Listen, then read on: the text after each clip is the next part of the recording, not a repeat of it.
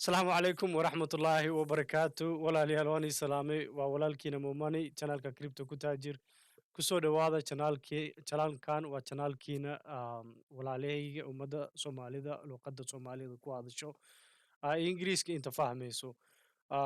Maantadan this actual videogan aan sameynayo waxaan ka bedelay all the other videos yaasha kale dee soo daawatid. Videogan waa videogii ugu horeeyay aan ku sameynayo me physically being part of it. Hatta physically waxaa ka wadaa my face. You can actually get to see walaalkaadi Moemony. So inshallah, let me know. I mean, down the comments. You know, what would be your kind of reaction to it? At least some comments, even the negative, positive. I'll take it. Waa qaadanaya xumaan iyo dhinaca ficnaanta kusoo qor luqadda Soomaaliga dhib male Google ay translate ku sameynayna. So anyway, let's get to it. Let's get to BTC, straight to BTC, and find out and see how BTC or cryptocurrency dhinacaaseeto waxay tahay. In this actual video ma fiirina any other currency or any other kama hadla Ethereum or anything. Everything looks positive. I mean, so far qaara waxay ku jiraan dhinaca bearish momentum ka ku jiraan. BTC ma la socdaan, they're actually opposite to each other. Like opium عمل optimism optimism OP. So hadeertaan I'm just gonna focus on BTC inshallah, and when it comes to any other coins and adi slowly waxay noqon doontaa inaan waxa ka bedbedelayo and see where is best to bring at least the most fundamental maadaama anigan ahay a person who actually interested zaid waxa u saaraa almost two coins BTC and Ethereum inta kale trade waaye but long term holding in kuwa kalena way ku jiraan and so forth. But let's move to the charts inshallah. The technical part of it is pretty straightforward, honestly. At the ad fiirinaysid dhinaca technical, which was really good. I mean, in the past year, BTC wuxuu ka soo noqday its previous supportkiisoo ka soo noqday. It actually made itself from a previous support. Inta wuxuu ahay, you could say this wuxuu u ahay a point of interest or a point of trading ka dhacay. But at the same time meesha oo interest oo hadda support oo ka samaystay waxa waay this previous low. So maybe this is our capitulation keenu noqon karaa. So capitulation macnaheeda waxa waaye gadidii sidii loo gadaayo it ended up going to waxay gaartay meel ay gaartay oo dadka aysan gadi karin ee suuqa ka wada ee suuqa ay ku dhignaadeen ay dhaheen niyo waa khasaaray khasaaradan qaatay halaas ay ugu filan capitulation la yiraahdaa, and it doesn't have a long week kan camal ma ahan. So when this one has a huge long week waxa waa macnaheedu waxa waa buyers are coming in and they push the price. Buyers ka soo galay suuqa kor u soo riixeen meeshaan ku soo celiyeen. So capitulation meeshaas lama dhaho. The price kept on going down. So probably this could have been called the capitulation candle kan guduudkan ka hadlaya, not the green one. Midda guduudan, it doesn't have to be a really long baalkii xumaay candle, but it has to be a huge sell-off. Definitely this was a huge sell-off haddii la fiiriyo. 7%, yeah, compared to this one, this kind of 25%, but definitely that was not your capitulation candle marka la fiirinayo. So haddii aan kaas ka tagno su-aasha oo isweydiinayno bottom ma joogna, let's just forget about that and expect waxa meeshaan kula qaybsanayo whether it's going to go up or it's going to go down. But at least hadeertaan waxaa jirto an upside potential a jirto oo suuqa kusii soconayo for the meantime. In the long run, in la dhaho bullish momentum a kusoo noqonay, likelihood were very low. I will show you why the reason aan dhahoyo in bullish momentum kasoo kusoo noqonayo aan soo taabanayno meesha uu ka imaaday almost 65,000 69k kusoo ku noqdo waa unlikely. So hadeertaan wuxuu ka soo noqday we has a good support. You also looking at another good resistance of Firino, so you're just looking at another resistance right here. So this is your next potential good resistance to 28,800 caseto. And if you were to take a fib bulky retracement from the top to all the way to the bottom, and you can see hadeertaan meesha kusoo sameynayo retracement ku sameynayo is a 0.5 on a weekly basis. 0.5 macnaheedu waxa waaye 25,000 kan uu ku fadhiyaa. 25,000 wuxuu ku noqonayaa psychological resistance, and also it becomes a resistance to actually dhaafo above that. And now the next level or soo daawo doono next level resistancekiisa that you will be targeting or targeting uu ku noqon doono more likely than not waxaa waa the 28,000. So su-aashu waxay tahay, is it gonna slowly creep away itself and then come back down inuu meeshaas jibiyo at a later time waxaas arkeyna inshallah. It's just a weekly basis. So weekly hadertan it's sitting on a good support, it's above the 17, and let's go back down to daily time frame. Waxaa ujeednaa bahalkaneeto inuu soo jabsaday a good previous oo wuxuu ka dhigtay hadeertan it's a good confirmed support oo ka noqday. You could put it meeshaana ka dhigi kartaa. Let's just say, let's delete that and we can put it here, right here. So we can say that is a good support, right? We can agree meeshaana we can agree on all of it.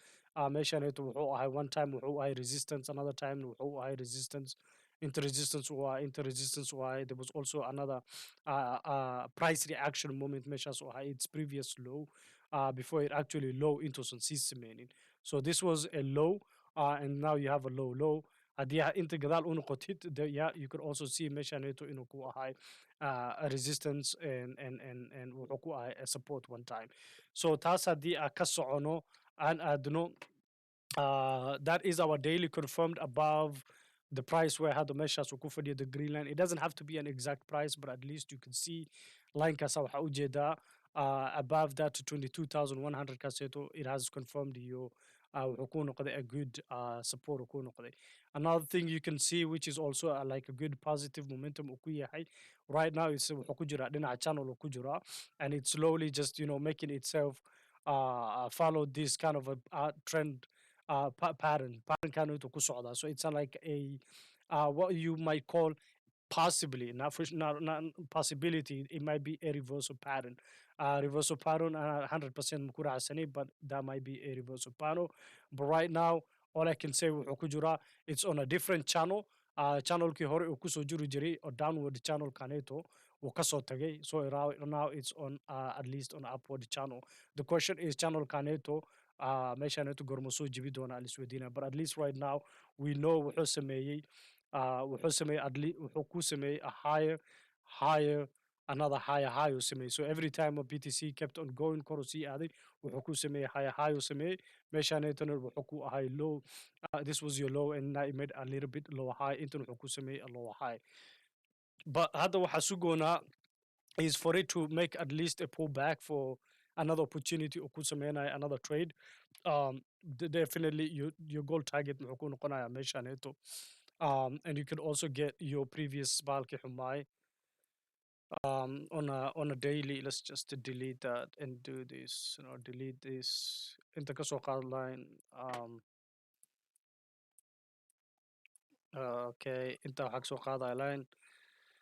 We can just draw a supply line or a palki pressure line or a sell-off line and just make sure that ku taabto labadan meel ku soo taabto. It has to touch dhinacaneeto into ku soo taabto, and then you're looking at also another sell-off right there.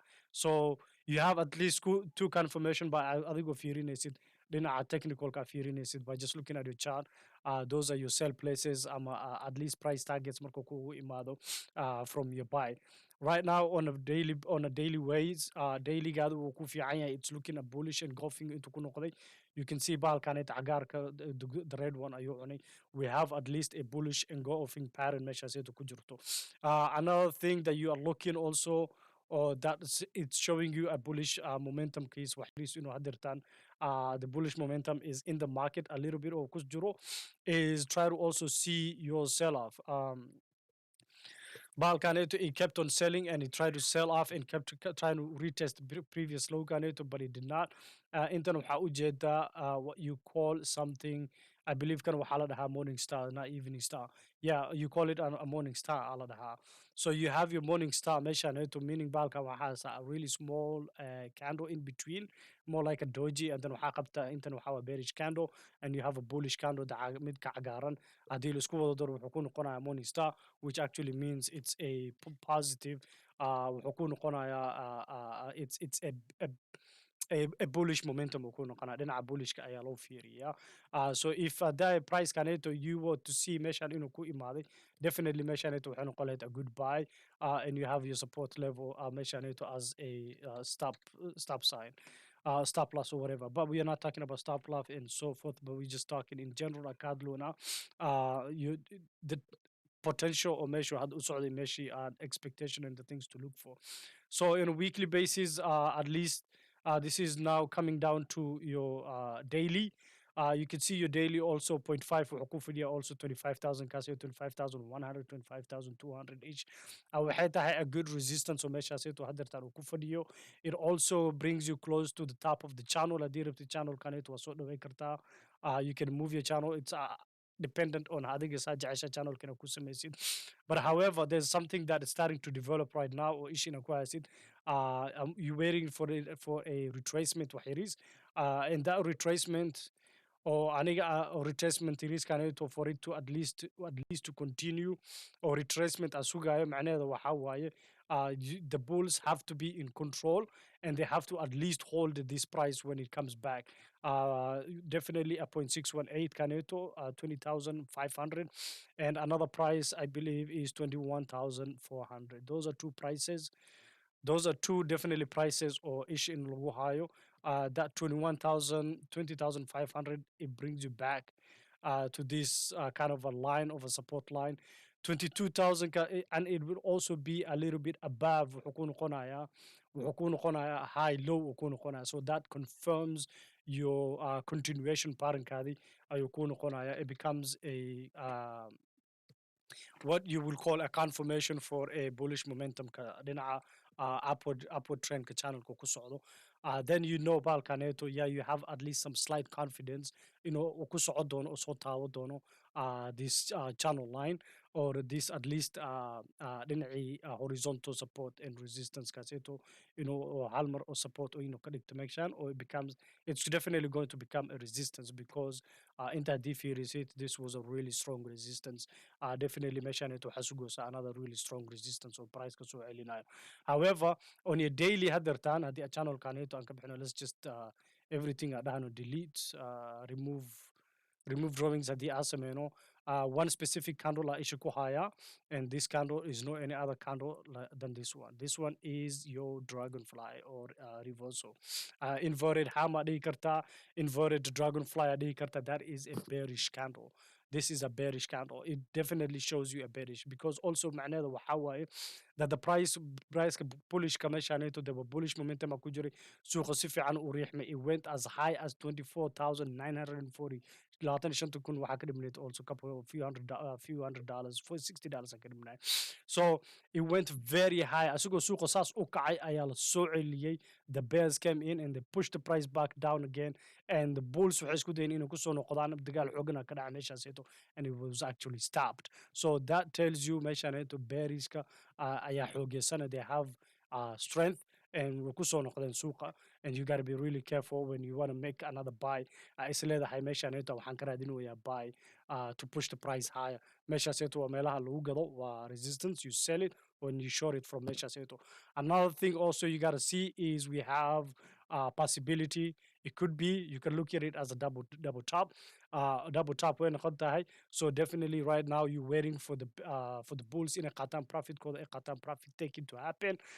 So this is a place or price interest 20,000 Caneto, 20,500 at least to come close to the previous supports mentioned. Let's just put a line into there, and also let's grab another one and enter line again, and then we're going to go to our 4 hour.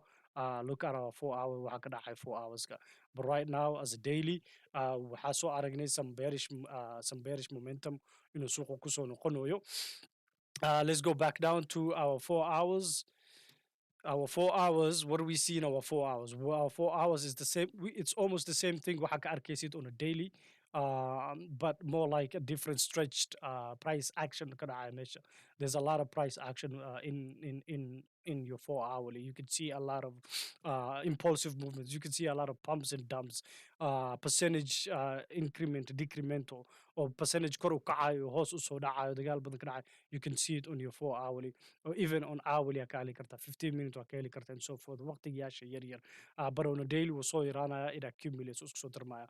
But anyway, So let's just go back to our 4 hours and see meesha meesha ku sawiranay. You can see that this one you can see on that 4 hourly, wherever we had the line, this is also good resistance. You had another good resistance into Kua high. Um, so definitely that resistance eventually waxay ku noqotay one time waxay noqotay support into ku noqotay. Another time waxay ku noqotay another support, but this time si fiican ayuu u jibiyey with a good volume and he went through it. And also go back and try to see waqtigii lasoo dhaafayay if we could kind of zooming at the SMA chrono, I think so for hourly industrial Korea, you have to at least go back a lot. If you go back in a lot in time, definitely you will see a mail or kujurto, some kind of a price action, or maybe even did I just delete that? Yeah, let's just reset the chart. Meesha ka imaano kuna qoran. Let's just focus on here before going time because waqtiga arwa inaan soo gabgabay inshallah an akhbaar yaris aan ugu daro. We move from the charts, we just go to at least some of the fundamentals oo ka socoto suuqa. You also have to pay attention to fundamentals. It's not only technical. Um, so on a 4 hourly, now we can see, we know on a 4 hourly, we even know from daily waxaa kasoo aragnay in bearishka suuqa ay kusoo noqotay. Bearish momentum inuu suuqa kusoo jiro, you waiting for them to take profits kuwa long ku jirta qaar aa weli kusii dhegin. And definitely right now anytime soon waxaa ka dhici doona flash out that they have to be stop loss yaashooda ayaa most of the majority of them are waa laga saari doona. However, so one thing I'm paying really also really close attention to is the change in volume. Change in volume kaneto how you have to definitely have a good strength in your volume. Bal kaneto when it comes to bullish momentum. For a bullish momentum kaneto suko kuso socdo definitely. I mean this is what we want to see, a continuation on upward level momentum kaseto si socdo. But however you also have a decremental volume. That is something liska ilaaliyo waa laiskugu gaada zaid suuqa kor waayo adaa volume-kan wuu soo daataa. Sometimes wuu iska sii socdaa, it never comes back, but there are some you will catch it in the 4 hour waa ku arkaysaa footprint people dadkaneeto dadka lacagta le gadaal adig waa ka dareemay volume-ka ka dareemaysaa. But this volume actually shows you a decrease in the momentum. Balkaneeto interestkiisa inuu soo yaraanayo. So how far will it go is a question. Inshallah, we will stay up to date on a weekly basis. On a weekly basis, we definitely want to see BTC crossing above 2500 kaseto. I know suqa above it or on a weekly basis. Right now, you can see on a weekly basis, it's actually closed above the 2300. 23,700 kaseto, it went above it, which is really good. Wait, sorry, 23,300 kaseto was a previous price interest ukuwa high. So meshan, let's just push this one down. This was your closing week. Right here, this is your closing week. Your closing week was above it, and the price came. It pushed above that. So hadertan usbuucana ku jirnaa, it definitely needs to continue and close it on above 25,000 kaseto. If it does not soo noqdo waa ina taxadar zaid aa sameysaa. And also on a weekly wuxuu ku sameeyey a doji candle intuu ku sameeyey indecisiveness in the market. That is why we have a little bit bullish momentum dhinaca dailyga iyo 4 hourlyga, but bearish has also come in and there's a little bit of price sell-offs. Lastly, on a daily waxaa kale aan ku tusi rabay not on a daily, on a 4 hourly ka arkaysaa. On a 4 hourly waxaa ka arkaysaa you have a definitely a good RSI. Haddii aad fadhiisa suuqa aad kor fadhiisa bahalkan aad daawanaysay maanta dhan aad la socotay, you can also see that the price actually diverged from where it was going to. Markaas you can tell bahalkaneeto wuxuu haastay. You have a bearish divergence. Intan waxaa waaye price made a little bit higher. Momentum kana downshift u sameeyey, and you have your signal line and your bearish signal starting to develop. And this one has crossed on an hourly daily video. It already crossed it, Walmart. So definitely, Balkan, it was time to sell it off, price, a profit taking, and just enter short in the sogalo. And then at least Hadoti take some profits up to 22,800 into Udaheso Sokina Kamakana and Akadawit. Let's go to some of the fundamentals that is really great and were positive at least, but also waxaa ka jirto some cautiousness. There's a company la yiraahdo BlackRock. BlackRock waxa waaye one of the largest asset manager company with 10 trillion 10 trillion dollars ay dadkaneetu ka dhaqmaan.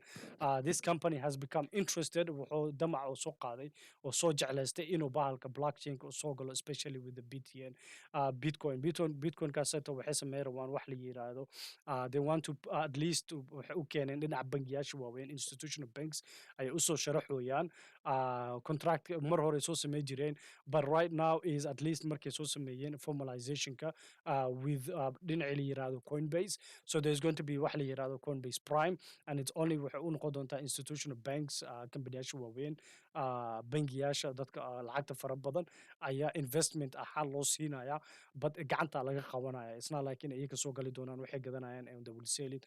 Dadkana maamulayaan, they will do a lot of bahalkaneeto, very little leverage trading and so forth. Leverage trading waa waxyaalo kale, but spot trading ay u sameynayaan mostly is buying and selling within the spots with very liquidity, meaning lacag ay kasoo qaadayaan already. Kuwan way haastaan, Coinbase already has a lot of holdings of bahalki la yiraahdo, of BTC. So what they might end up doing inay sameeyaan waxaa laga yaabaa inay sameeyaan inay bangiyaashaneeto lacag cash ay Coinbase siiso, markay cashka ay siiyaan in suuqa ma la soo gelinayo, but already coinkii lahaay iyaga la siinaya, priceka uu ku fadhiyo waqtigaaseeto ayaa loogu gadooyaa, wixii oo dhala faa'iidin iyagaa loogu siinaya. So that's how they might do it without even affecting the price a lot. That's what you call accumulation. Haddii aad taas ka socono, so hal mid oo ninkaneeto oo prime $1 trillion boost oo ay suuqa soo geli doonaa mala ogo, waqtigaaseeto akhbaarta waxay soo baxday just today. So this is also the same company iyagoo dhahayo BlackRock wuxuu soo spot Bitcoin ayuu soo galay, private trust ayuu u sameynayaa. So waxay noqonaysaa behind the doors, wax oo public ma noqonayso oo markasta lagu gadanayo. However, this is what aan rabo inaan isha ku aano. waxay soo dhigeen meeshaan ay yiraahdeen the consumer price index it was up, but at least wuxuu hoos u soo dhacay. But the question is ninkii madaxda ka ahaay waa kana Gene Boyvan. This is him. If you go to his Twitterkiisu leeyahay haddii aad aragtid, if you want to follow him and aragtid waxyaalo ay soo dhex dhigayaan, you can actually follow Gene Boyvan. So Gene Boyvan wuxuu soo sharaxay oo leeyahay the BlackRock investment institution wuxuu u dhahoyaa, he's cautioning investors anaka camal oo gacanaha iska yar oo waxyaalaha yar iska gadanayo, chasing the rally as a core inflation provides very little wiggle room for the Feds. taxadarka in la ilaaliyo waxaa laga yaabaa bahalkaneeto inay noqoto bull trap, in laiska ilaaliyo oo taxadar zaa'id la sameeyo, oo ummadda gacan yaraha oo leeyahay bahalkaneet suuqa intaa bursa leedeen iska taxadara, inta bull trap nagu noqon lahayd beerishkan lagu soo celi lahay, hadhowta adhihi lahayd warniyo bags ama holding bags meel xunaa taaganahay, maanta ma suuqan maxaa u galay haddana iniid kaa jabta aad dhahdeed suuqan ka baxay khasaarada ugu baxday. So taxadar badan zaa'id uu leeyahay. He's saying that there is going to be volatility ahead. The market rally is not over yet, Oleyahay. The bear market rally is not to chase. Don't think the bear market rally is one to chase and expect more volatility ahead. More volatility as also one runtisa, which coming September, waxaa jirto some a little bit news. Volatility marka laga hadlaya, meaning waxaa bahalkaneet kor u aadaya, it comes down really quick, and I think you're not paying attention to it, mala socotid. Another person also waxaa waaye another firm or bluffing firm uu yahay Griffin Arden la yiraahdaa, wuxuu leeyahay expectation for the far future for the bull market inuu soo noqoto, it's very far fetched, wax yariis waa naga dheer yahay. Certainly the crypto market looks like a bull trap. That also one we will also inshallah next week technically one to see, but also maybe I can go back to it other time. Market rally looks like a bull trap, and this delivers also a message on Wednesday. The Feds, it's not far away from declaring victory. So the Feds, they saw CPI numbers, the coming out with the rate hikes to show that balkaneto inflation kino soo dhici doono to 2% have not come down. Really maysan soo dejinin the percentage ki kor loo sicina rate hikes ka muusan soo yaraan and so forth. So that is only BlackRock news. Sorry, BlackRock. Um, iyaga waxay ku yihiin privately launched akhbaarta newska majority iyaga hadda ku jirto haddii la fiiriyo, and they also introduced or maybe they gave out a hint or something. I remember this Balkan coin kan inta soo bixin abu ka hadli jiray mar hore. EWE energy web token. Energy web token kaneto, it is an energy web and developing program that brings greater transparency to sustainable energy use معناها dhinaca bitcoin mining ayuu energy use ka consumption, because bitcoin wuxuu isticmaalaa a lot of energy ayuu isticmaalaa, a lot of power uu isticmaalaa, so that consumption kaasito usagekiisa ayuu yareynaya, and that's what the purpose of this actual blockchain u yahay. Now, we're not talking about the coin, we're talking about the blockchain. That is the purpose kiisa uu ku socdo. Uh, and immediately waxaa ka dhacday suuqa inuu kaco 35%, especially on this coin. Dad badana interest ka qaatay, dad badana messagekan maybe si qaldan u qaatay. It went 35% ayuu suuqa u kacay, haddii aad ka mid tahay oo dadkaaseeto oo suuqa ku jiray oo bahalkaneeto coinkan oo waxna wuxuu yahay aan garanayn ama ogeed wuxuu yahay la socotay gadatay. I mean, congrats for you. I'm really happy for you, brother. As well as sister. So energy webs, let's talking blockchains are interest mustaqbalka ku yahay. If we go from that, another person or cryptocurrency expert, he says he's a cryptocurrency expert. Everybody, I'm a cryptocurrency expert. Everybody's a cryptocurrency expert. I think you're a cryptocurrency expert at that.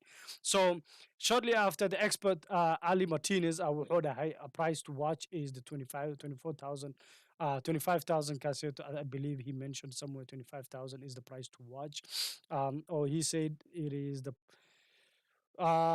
level of noting technical indicators kisa wuxuu ku dhahay buy signal 24,000. I mean, our technical indicator was long time, was for me was 21,800 cassette to a long lagu sameeyo. But he's looking at 24,000 caneto as a buy. It could go to potentially 28,000 and so forth, 28,000 so noqdo. So this is CNN business news, and we have siren a little bit focus. Many investors are concerned the macro outlook waxyaalaha adduunyada ka wada socoto won't improve anytime soon. So they sell every price increase. I mean, this is the psychological level soo gasho inta ummad oo bitcoin haasatay oo khasaare ku wada jirto maanta suuq u soo noqdo, definitely they want to get out, because waxay ka fiir akhbaarta Russia ma dhammaanin, akhbaarta China ma dhammaanin, iyo Taiwan dagaalkoo lagu hayo Afghanistan ummad badan ayna soo soconin inuusan dhammaanin. So macro level inflationka inuusan dhammaanin, macro level waxyaalo badan ayaa socoto. So for all those months ay soo hayeen khasaaradii faa'iido yara u soo noqotay, they're going to end up selling, because people end up giving back to bulk institutions. That is also part of capitulation. Okay, that they cannot no longer hold it anymore. Iska wada gadayaan. And then you will know that Bitcoin has actually bottomed. So some institutions, you savvy investors qaar waxay leeyihiin Bitcoin has actually bottomed and continues to accumulate. We have already seen 17,000 inuu yahay the bottom, wax ka hoose inuusan jirin. One of them ay ka mid tahay ninkii Binance-ka CEO-giisa wuxuu dhahay that I'm sorry for those people who ended up selling it at the bottom, or who did not even buy it at the bottom. Mosan shaking what he was talking about in it, crypto stocks, but more likely crypto, because wuxuu haysta one of the biggest exchange, which is Binance. So that is one place that news and akhbaartaas nino socodsiinay isha ku hay, and also Nvidia ee iska wada gaday that it negative revenue soo saartay. Iyagana waxay sameeyaan a lot of graphic card selling, and bahalkan graphic card kanito, it's very important for the blockchain blockchain continuation kanito, especially Bitcoin. So if we move away from that, there is this particular thing that they were talking about also waxay ka hadlayeen dhinaca CNN inta I believe it was also in the CNN. They also spoke about bahalka the the inflation wise? Is it time to other time to cool off or yet? And also they are looking at the term quantitative tightening. Is it the time for quantitative tightening in hadertan ee bilaawato ee isweydiinayaan? Is that what the Feds will actually start doing? So bahalkaneeto inflationkaneeto wuxuu noqotay dhibaato ummadda badan ee haysato, Africa haysato, Asia haysato, dhinaca Maraykanka haysato, oo meel kasta oo ummad ay ku nool yihiin inay dhibaatadaneeto ay haysato aysan ahayn ummadda oo Bitcoin ama marketka ku jiro, maadaama dhinaca ummadda marketka ku jiro they get affected the most because you end up losing lacagtaadi. The question is, or the things that they might start looking into the Feds is the quantitative easing. Quantitative tightening maahan.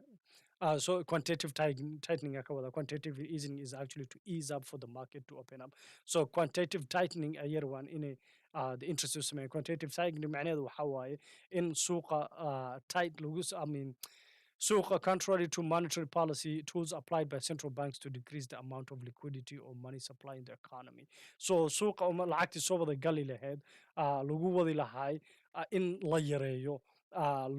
It becomes really harder dhibaato ay ku noqoto for the banks to loan people.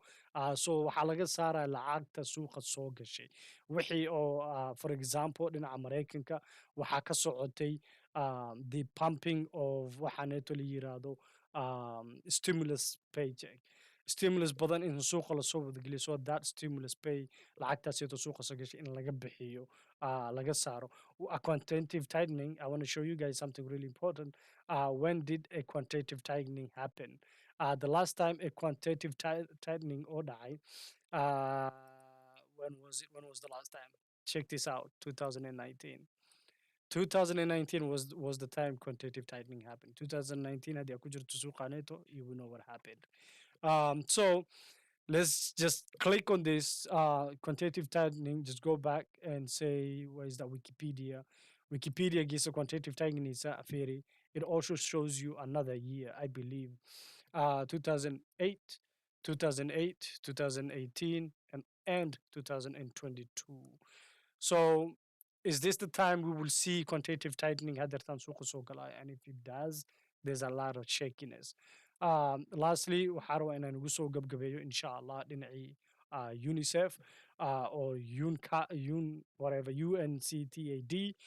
They only focus waxay u sameynayaan they want to dadkana la yaabaan they want to curb cryptocurrency. Waxay rabaan cryptocurrency inay ka leexiyaan developing countries. Waa meelaha loogu baahan yahay, waa meesha ummadda oo dhibaataysan oo gaajeysan ee u baahan yihiin inay dowladda lacagahaneeto dowladda ay ugu shubaan oo control lagu wada haayo. Waa meesha zaid oo ummadda ay ugu rabaan ay ku noolaadaan. That this is the places or laga rabo expansion or growth laga rabo, improving lives, health and so forth laga rabo ayaa they want to curb it. Hadhowti so curbing macnaheedu waxaa waa in ay ka leexiyaan the developing countries. The developing countries waxaa laga wadaa third world countries. Waa wadankeena dhulka hooyadeena ka imaanay. So waxay rabaan waxyaalahaneeto Africa in laga leexiyo, Asia laga leexiyo, some of the Asian countries, or also probably even South America. So those are the things that these people are actually looking for the developing countries in laga leexiyo cryptocurrency, laga ilaaliyo cryptocurrency, whether be blockchain ahaan. This is something that's really interesting for the entire universe. Adoption is happening, it's happening in no time. Hal waxay meeshan soo geliyeen aan cajiib aan ka jeclaaday aan arkay waxaa waaye Africa, Kenya. I mean, I'm surprised waxay leeyihin waxay rabaan inay suuqa ka leexiyaan blockchain, inay ka leexiyaan cryptocurrency, especially inay ka wada leexiyaan ummadda the innovation to curb it at least. And if you look at it, Africa, Kenya haddii aa fiirisid is Singapore 8.5, Kenya Maraykanka dadka ku nool waa 8.3. Inta wada xaasato share of population that owns digital currency laga hadlaya, cryptocurrencies laga hadlaya, top 20 economies, 8.5 population ummadii per person waa internet ay ka haystaan. Ukraine dagaalka ka dhacay, Russia ku bilowday, lacagooda bangiga xaggee kala soo baxayaan, they cannot, maxay ku gadan karaan, they have nowhere to send it back and forth remittance kooda it becomes really high. Russia u diraysid or Ukraine lacaga u diraysid, the remittance fee ku dhiibaysid, it becomes really expensive. So when you have these stable coins kanita aqabtid ama blockchain, it becomes easy for them to transact those with very little fees in between. So madad kaneto adiga in finally waxay leeyihiin waxa u baahanana some required policy action. One of the required policy action waxa waaye regulation in the exchanges, crypto exchanges ka, and regulation xun lagu sameeyo in la ban gareeyo, including stable coins in la ban gareeyo. I get it. Luna is one of them. Ban it. So holding cryptocurrency waxay ka mid tahay stable coin yaasha to some of the clients in laga joojiyo, suuqa laga xiro, advertisement kala joojiyo, xaysiiska cryptocurrency suuqa la soo gelinayo in la joojiyo si ay ummadda indhahooda ugu dhicin. maxay rabaan bangiyaasha inay aruursadaan hadhowta ummadda ugu gadaan. I'm surprised. So provide a safe and reliable, affordable public payment. So instead of cryptocurrency, waxay leeyihiin dowladaha idinka ku dadaala u keena wax kale, another option. What kind of other option? Digital currency, we'll take it. Blockchain, we'll take it. So agreement and implement a global tax. Adduunyada dhan inay isku wada imaadaan ee hal mar tax ay sameeyaan, canshuur ay ummadda wada dhiibaan, ee wada heshiiyaan, ee informationka ee sharing ku sameeyaan, that they have to keep and share some information sharing ay sameeyaan, si hadhowtii dadka canshuurada ummadda loo wada qaado. Waxaaneetan waa waxyaale ay kusoo dadaaleen ummadda, ay kusoo rafaadeen dhididkooda in canshuur laga wada qaado and so forth. Another lastly waxa waaye redesign capital controls to take account the decentralized. Decentralizationka ujeedadiisa dhan waxa waaye in laga wada fogaado dowladda, that I have my own privacy, aniga abahalkayga control ku haysto. Baa ujeedada dhan waaye in iyaka redesign ku sameeyaan, aqligii iyo farsamadii dhan lagu socday in la bedelo, and also to pseudonymigiisa la bedelo iyo fikradihiisa, because they are afraid of something. And jeclahay, I think they used here, if we could find that name, and they say a process called cryptozation, which is the next globalization. waa kusoo dhawaadaba walaalkiina Moemony channelka crypto kutaajir. Insha Allah, hit the like, hit the subscribe, follow me insha Allah on crypto kutaajir channel. Assalamu alaikum wa rahmatullahi wa barakatuh.